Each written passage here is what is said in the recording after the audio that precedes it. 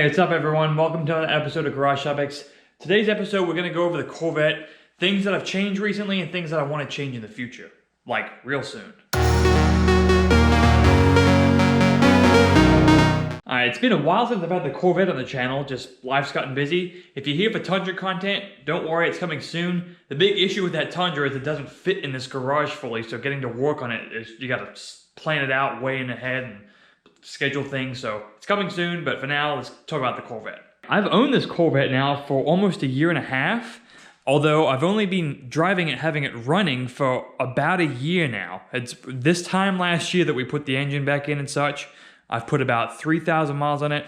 I'm gonna do a review video of me driving around, but for right now, I wanna talk about some of the modifications I made to it recently and some of the modifications I'm gonna do to it in the near future. So this past weekend, I actually got to use the Corvette with a bunch of friends hanging out, and I'll throw the clip in here. Go ahead.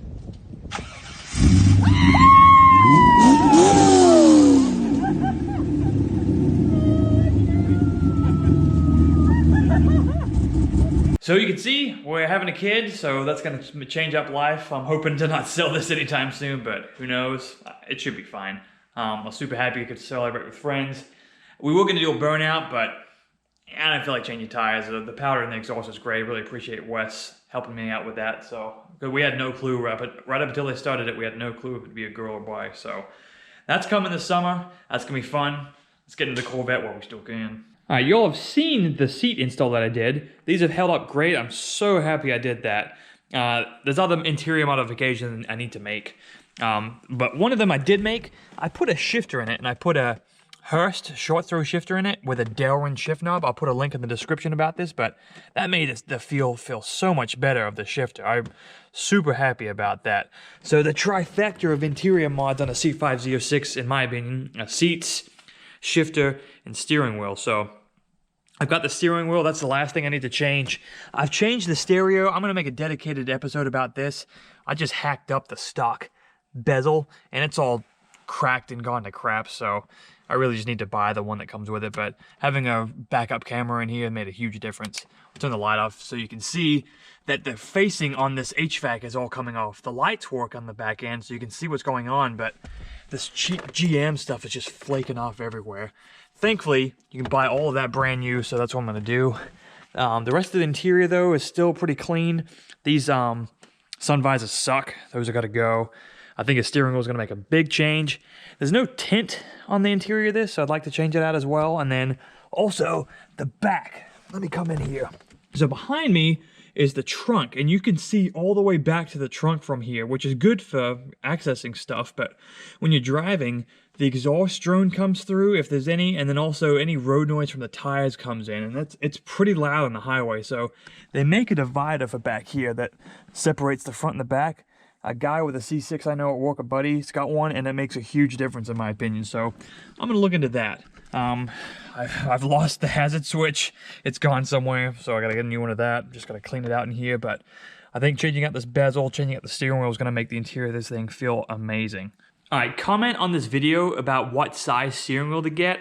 I'm leaning towards something in the 350mm range, so keep that in mind. But if you got a specific brand, or if you want leather or Alcantara or whatever, drop a comment and I'll take in consideration into mind. Who knows what I need, but this one's gotta go.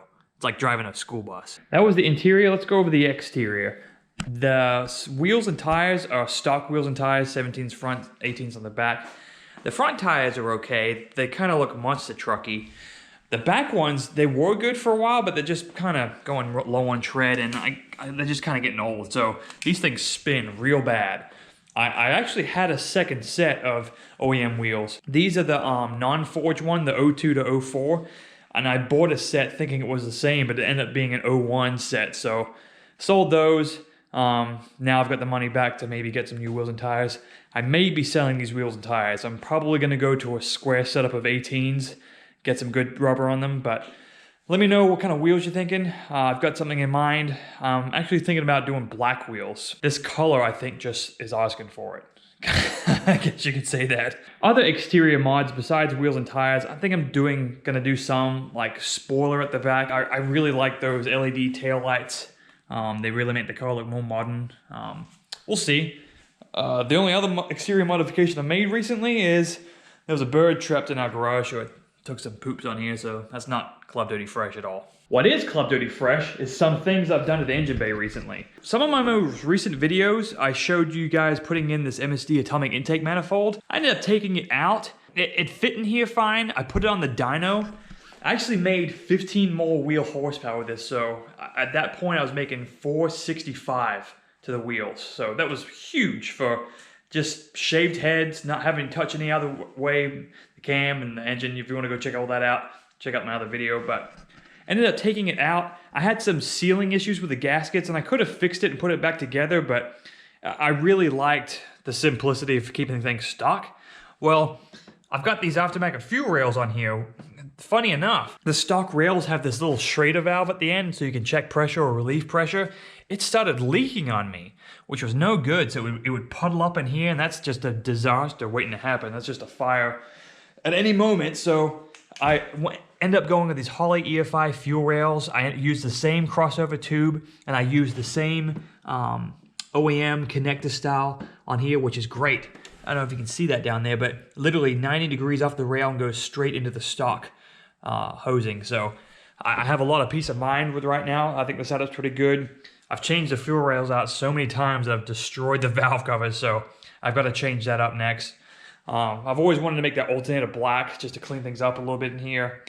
The wiring harness, I cleaned it up as best as I could when I had the engine out, some of the loom, etc., but it really needs an overhaul.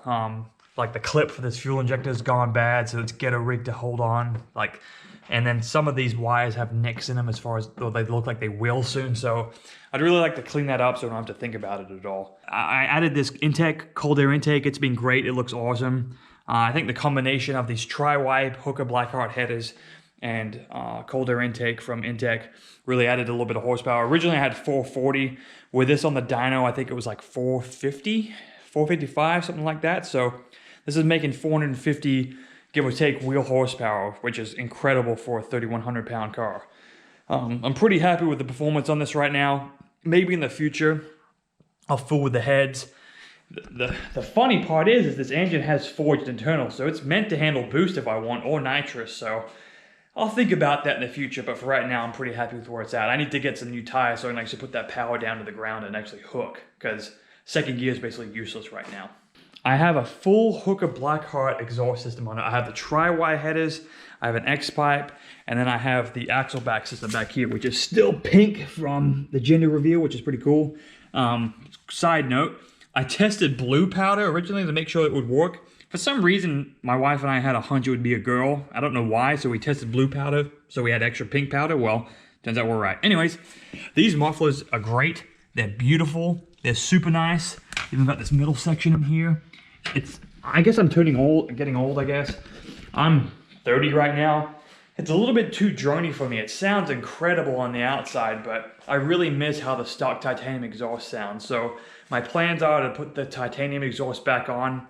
The exhaust tips I don't like on those. I really like how these look, so against all internet people, I'm probably gonna chop the stock exhaust tips off the titanium exhaust and clamp on bigger ones.